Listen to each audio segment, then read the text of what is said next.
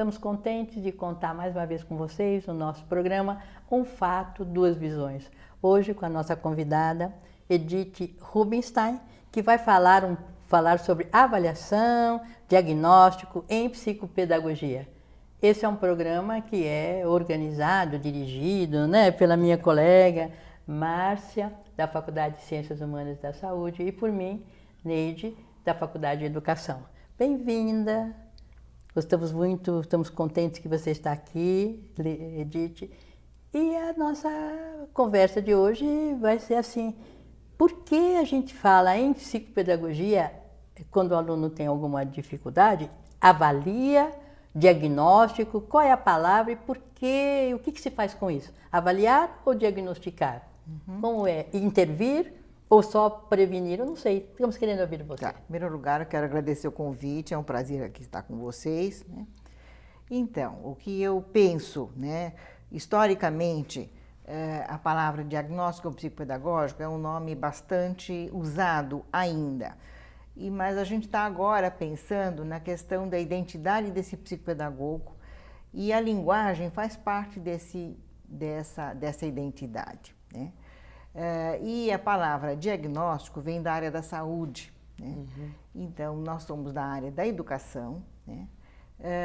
E o nome mais adequado, na minha visão, embora se use ainda bastante a palavra diagnóstico psicopedagógico, eu penso que a palavra avaliação psicopedagógica é mais adequada, né? No sentido de que esse profissional psicopedagogo, ele avalia a relação e as condições de uma criança, de um adolescente ou de um adulto na sua relação com o aprender, né? Então, é uma avaliação e eu, pessoalmente, me identifico com uma avaliação interventiva, no sentido de que essa avaliação visa primordialmente entender do potencial de aprendizagem, uma vez que nós todos nascemos para aprender, temos essa condição, é uma condição atávica do ser humano. Agora, todos têm suas próprias condições, suas possibilidades. Atávico quer dizer o quê? No sentido de que é parte da condição humana esse aprender, né? E eu, pessoalmente... Que a gente nasce com ele. Nasce com isso. E eu penso que até a hora de estar na cama de madeira, a gente continua aprendendo, né? E por que a escola ou todo mundo fala em avaliação interventiva? Quando isso é necessário?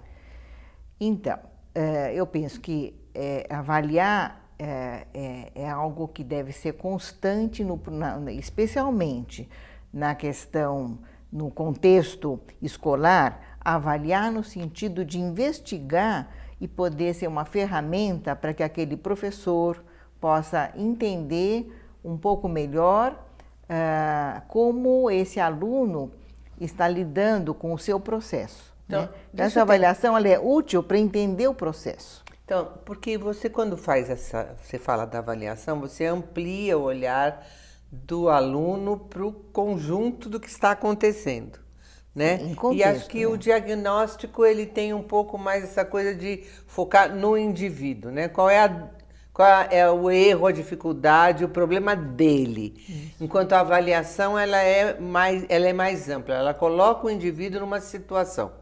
Isso, essa avaliação coloca o indivíduo num contexto, tá? Então, na sua relação com o mundo, na sua relação no contexto educacional, na sua relação no contexto familiar. Então, é importante entender esse indivíduo, esse ser aprendente no contexto, né? Eu penso que faz uma diferença poder entender a partir da história da família, a partir da história dele com escolarização, né? Então, eu terei outra visão. Lógico que nem sempre o educador de sala de aula tem essa condição de fazer essa avaliação de contexto mais amplo, mas ele pode sim entender mais do processo do aluno. Quando eu vou para uma escola e atendo um menino que, digamos, ele está numa recuperação, o orientador educacional me diz, olha, ele está de recuperação de 4 matérias. Eu não estou tão interessada na questão numérica, porque ele ficou de recuperação, mas eu tento conversar e convencer esse coordenador a entender as possíveis causas para esta recuperação. Não é suficiente dizer, bom, não atingiu a nota. Preciso entender qual é o processo dele, onde estão, digamos, as questões. E até porque você teria que também incluir nesta avaliação, vamos dizer, a metodologia da escola, a circunstância em que ele está na classe, que nem sempre a escola tem a condição desse olhar reflexivo, não é? Idealmente, a escola hoje, a escola contemporânea, ela está mais interessada numa aprendizagem significativa. Então, eu penso que nós estamos num processo de mudança. A escola não é mais a escola da minha geração, nem da sua, nem da Neide. Acho que ninguém mais decora a tabuada, não.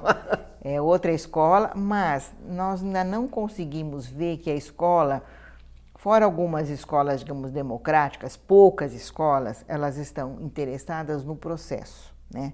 E olham o aluno, digamos, em termos de etapas de iniciação, do desenvolvimento ou de aprimoramento. E a escola ainda está voltada para a qualificação a partir de quantidade. Qual é a quantidade de conteúdo que ele conseguiu e não a qualidade ou que etapa da aprendizagem que ele está. A escola ainda não encontrou um espaço para isso. Essa visão é uma visão diferenciada, né? Diferenciada, porque você, junto com a avaliação do contexto, do sujeito, tem essa visão global, você fala de uma avaliação interventiva. Quer dizer, além de conhecer essa situação, há pistas de enfrentamento? Como é isso? Então, na medida que eu quero investigar quais são as questões, e a partir dessa investigação qualitativa, e pode ser quantitativa também, eu terei recursos para intervir e desencadear deslocamentos, mudanças. Agora, se eu fico só olhando a quantificação, e eu sei que ele está de recuperação, e ainda está naquela caixa preta, não sei quais são as questões que ele tem ali, não é só relacional, mas quais são as questões, digamos, cognitivas ou conceituais que esse sujeito não domina, esse aprendente não domina, eu ainda fico ali tateando, sem saber como ajudar. Mas aí, Edith, eu estava aqui pensando, né? Ainda a escola tem um pouco essa visão que focaliza sempre numa falha do aluno, né? Assim, o erro está só nele e é nele que se tem que corrigir, ou já se consegue uma outra visão onde também a escola se permite algumas mudanças? Eu vou fazer uma analogia, eu penso que a gente ainda está no jardim da infância dessa revolução, né? Porque eu ainda percebo a escola bastante voltada para cumprir um currículo, tá? E especialmente as escolas que compram séries, esse material seriado de apostilado, então elas têm um prazo, um tempo e espaço de dar conta deste currículo. Então, o professor tem pouco espaço de manobra para poder alargar e adequar para cada criança que demanda um olhar diferenciado, e eu não estou me referindo a crianças com espectro autista, nem crianças com alguma síndrome, estou me referindo a um aluno típico, né? Porque mesmo, né, a própria estrutura da nossa escola seriada, ela empurra a gente para um caminho esse que não é da avaliação do indivíduo, né? Que é um padrão. Eu tenho que cumprir um padrão. Eu trabalho com formação de educadores e no meu centro de estudos vem professores que querem aprimorar a sua formação, né? Já fizeram uma formação inicial em psicopedagogia e eles vêm complementar no meu centro de estudos. E eu escuto de algumas professoras que querem se tornar psicopedagogas, onde elas contam a dificuldade que elas têm de fazer algo diferenciado para um aluno, porque a coordenadora diz, olha, você quer trabalhar aqui, tem que cumprir no tempo e no espaço esse currículo. A gente tem uma agenda. Essa agenda tem que ser cumprida desta forma. Então, existe um padrão. Você acha que a pedagogia Waldorf favorece esse tipo de coisa? Ou você acha que acaba... Porque eu vejo algumas pessoas que estudam, né, dentro dessa pedagogia e acabam tendo aí dificuldades para contemplar, por exemplo, outras etapas como o vestibular, coisas deste gênero que tem um valor grande na nossa sociedade, né? Como é que você vê esse diálogo aí? Então, aí eu penso que são alternativas, a escolha de escolas alternativas, ela faz parte dos valores de cada família. Então, quem vai colocar o seu filho numa escola Waldorf, ele já sabe que será diferente de colocar numa escola tradicional, cujo foco vai ser o vestibular. Então, são escolhas, né? Muito embora tenha alguma notícia de que a escola Waldorf, que eu recebi alunos, digamos, há 30 anos atrás, essa escola Waldorf também muda, está num processo de mudança, né, de entender qual é o contexto. Suponho que não está preparando o aluno para o vestibular, né? Mas, digamos, quando eu atendi uma criança de lá ou um adolescente, não havia muita preocupação com o aspecto formal da escrita. A ortografia não era um valor. Acredito que hoje é diferente, né? Tinha até uma anedota que diziam que a escola Waldorf era o paraíso dos disléxicos, né? Essa era Ninguém me falou isso antes. Essa era 30 anos atrás, essa era a anedota. Não acredito nisso, né? Mas não era o foco, né? O foco era a formação daquele ser humano, de poder lidar com arte. Esse é o foco. Mas quem coloca o filho lá sabe desse jogo. Mas quem tem um filho disléxico, e eu tenho, né, sabe o sofrimento que é os 2 primeiros anos, onde a escola foca pesadamente na escrita e na leitura. Então, aí é uma conversa muito longa, porque o que eu percebo também... E é uma ferida para a vida toda. Bom, eu penso que não sei se dá para saber no início da alfabetização se uma criança é disléxica ou não. Eu penso que a partir, digamos, dos 10 anos, dos 9 anos, essa criança tendo tido dificuldade, mas tendo sido atendida e com pouco resultado, é possível se pensar na dislexia, né?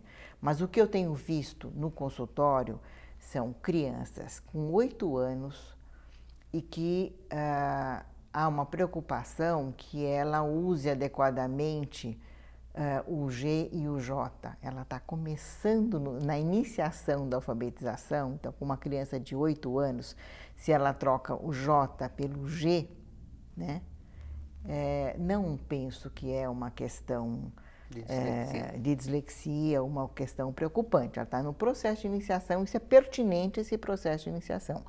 E vejo também que há uma preocupação em encaminhar essas crianças para uma avaliação mais formal, para pesquisar se não tem algum transtorno, seja na área da linguagem ou seja na área da sua relação, do seu foco, né? Então, existem crianças que são mais agitadas e dão conta, né? Agora, precisa entender por que ela está mais agitada, que ela não está fazendo esse foco, mas eu penso que as escolas, de modo geral, né, com essa preocupação com o transtorno, encaminham precocemente no seu o que você pensa, porque você é psicóloga, né? E estamos ali. Eu estou quase fazendo a minha próxima pergunta, nem. Pode fazer. Porque assim, eu vivi essa experiência na carne, vida, né? E aí a minha pergunta veio um pouco por aí. Quando a criança tem uma dificuldade escolar, né?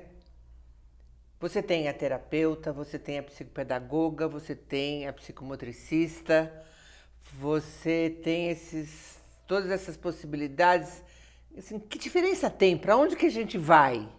Né? Porque também você não pode pôr uma criança que num dia vai no psicomotricista, no outro dia ele vai no psicopedagoga. E inclusive, uma eu boa vivi a pergunta competição entre. É uma boa pergunta sua. Primeiro, eu penso que não se pode exagerar nessa possível intervenção. Então, pode-se fazer uma avaliação multidisciplinar para entender qual é a prioridade.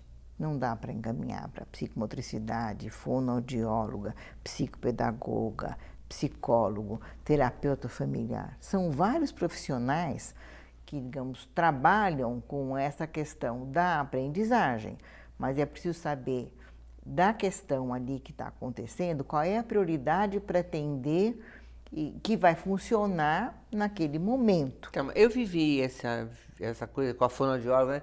Mas vivi também a competição entre esses profissionais, né? Assim, na sua percepção, qual é o profissional que numa dificuldade de aprendizagem a gente deveria procurar prioritariamente ou primeiro, que nos ajudaria até essa escolha posterior? Então, eu penso que se é uma questão ligada à escolarização, o psicopedagogo está preparado, né?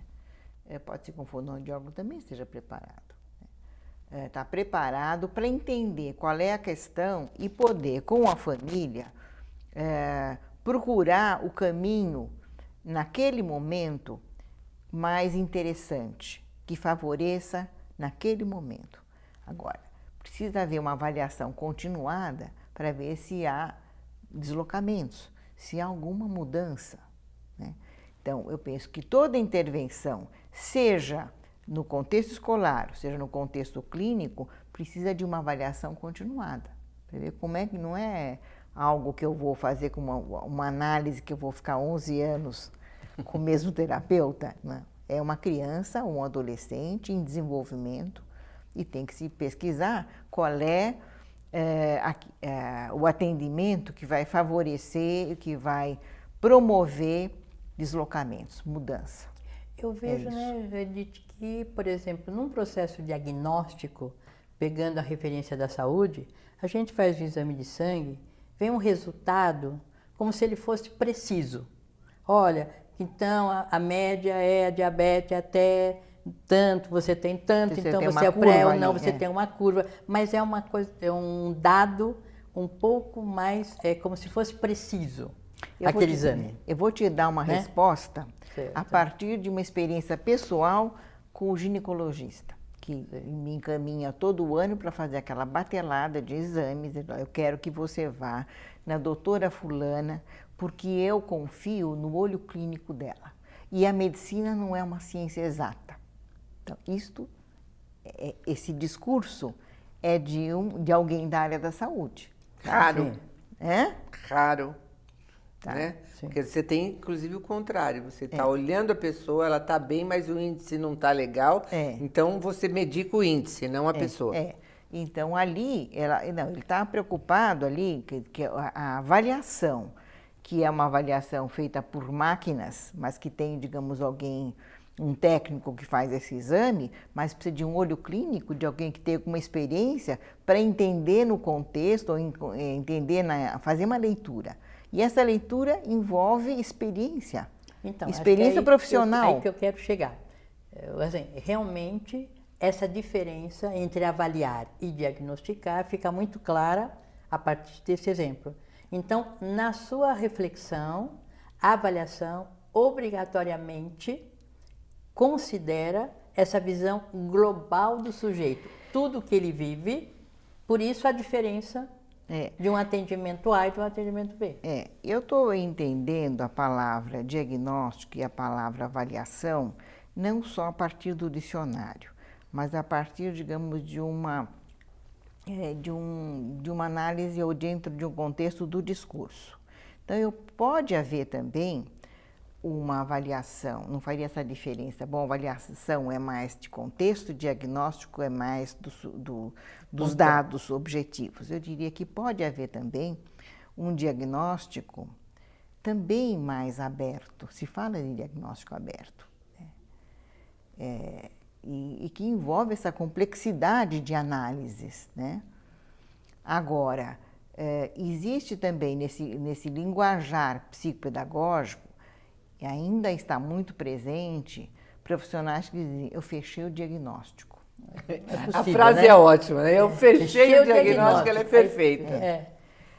Então, aí tudo depende do que você, da tua visão, do jogo que você quer jogar e do teu referencial, digamos, teórico e pessoal, né? É que tem uma consequência, né, Edith? E uma consequência séria, né? Sem dúvida. Porque a hora que eu fecho um diagnóstico, eu aprisiono um indivíduo num determinado lugar. Então, esse é mais risco. do que isso. Esse né? é o risco. E aí eu tinha uma outra pergunta. Você sabe que a gente briga em algumas instâncias. E a gente conversa... dialoga em várias. Dialoga se e complementa em muitas e briga em algumas instâncias. E eu vejo que, assim, alguns psicopedagogos, eles vão focalizar absolutamente no mundo psíquico da criança o trabalho. Então, e outros são bastante específicos. Então, ele leva o caderno, ele tem atividades pedagógicas. Assim, qual é a diferença para você entre a atividade do terapeuta, do psicoterapeuta? Minha irmã brigava muito comigo porque dizia, terapeuta tem muitos. Eu também sou, porque eu sou fisioterapeuta. Tá. Né? Mas qual é a diferença entre o psicólogo que vai fazer psicoterapia, o pedagogo ou o psicólogo, porque aí são uma formação ou a outra, que vai fazer psicopedagogia? Eu sei que vocês brigam por uma formação específica do psicopedagogo. Sim. Então, o psicopedagogo hoje tem uma identidade que está, digamos, mais... está na rua, essa identidade, né? E aquele psicopedagogo, aquela pessoa que se denomina psicopedagogo, que fez um curso de formação, de especialização em psicopedagogia, mas usa o caderno ou trabalha confundindo um pouco com aula particular, eu digo que ele não vestiu o avental do psicopedagogo, porque o psicopedagogo, ele trabalha com a relação, mas trabalha também com as questões cognitivas. Digamos, quem vai dar um bom norte para essa identidade e essa diferenciação, eu acredito que é uma velha senhora muito querida da gente, a Sara Paim, que vai falar que a aprendizagem precisa de 4 estruturas. O corpo, aquilo que nós estamos ambas aqui nos vendo, a nossa postura, a nossa expressão facial, e esse corpo é atravessado pela inteligência, né, e pela subjetividade. Então, o corpo fala. O organismo, que é a nossa parte biológica. A cognição e a subjetividade. Então, essas 4 estruturas, para um psicopedagogo que não confunde aula particular com psicopedagogia, leve em conta essas 4 estruturas. Só que também hoje existe uma outra tendência, um outro discurso de ver a necessidade de fazer uma avaliação mais voltada para as funções executivas, né? E uma visão, digamos, quantitativa das condições, né? É um discurso, tá? Então, é um discurso presente. Eu também penso num posicionamento, digamos, teórico e da categoria profissional. Nós fundamos a Associação Brasileira de Psicopedagogia e ela é um guarda-chuva para várias vozes, diferentes versões para a psicopedagogia. O primeiro livro que eu organizei é Psicopedagogia, uma prática, diferentes estilos. Então, nós vamos ter, convivendo dentro do guarda-chuva da BPP, diferentes estilos. E esses estilos estão relacionados com o estilo da gente se vestir, da gente viver, da gente arrumar uma casa. Então, não existe um único estilo. Então, existem psicopedagogos que voltam mais só para a questão relacional, outros que convivem com a questão relacional e a questão funcional, e outros que também se denominam psicopedagogos, mas que estão ali mais voltados só para a questão funcional. Mas a gente também, né, Edith, tem feito uma distinção, né, que é que o psicopedagogo não se confunda com o psicólogo. Ele não é Sim, eu penso que ele tem. psicólogo, porque Ok. o psicólogo tem toda uma intervenção diferenciada e o psicopedagogo tem uma visão de relacionamento cognitivo, afetivo. Isso que você falou, os 4 componentes tem que estar presente. Porque eu acho que talvez, Márcio, o que a gente tenha que clarear é que ele não é um psicólogo para que a gente não tenha, por exemplo, testes padronizados de inteligência. Isso a gente não sugere que faça. Por quê? Porque ele não é um psicólogo. Agora, o que nós temos hoje é que todo psicopedagogo, ele tem uma formação anterior, né, Edith? Então, ele é um psicólogo que tem uma formação, aí ele poderia estar fazendo. Mas eu acho Então, que essa questão é uma questão muito delicada, porque ela tem a interseção com vários outros conhecimentos. E como você falou, as funções já mais executivas, né? Então, esse linguajar, funções executivas, ele vem da área da saúde, especialmente da neurologia.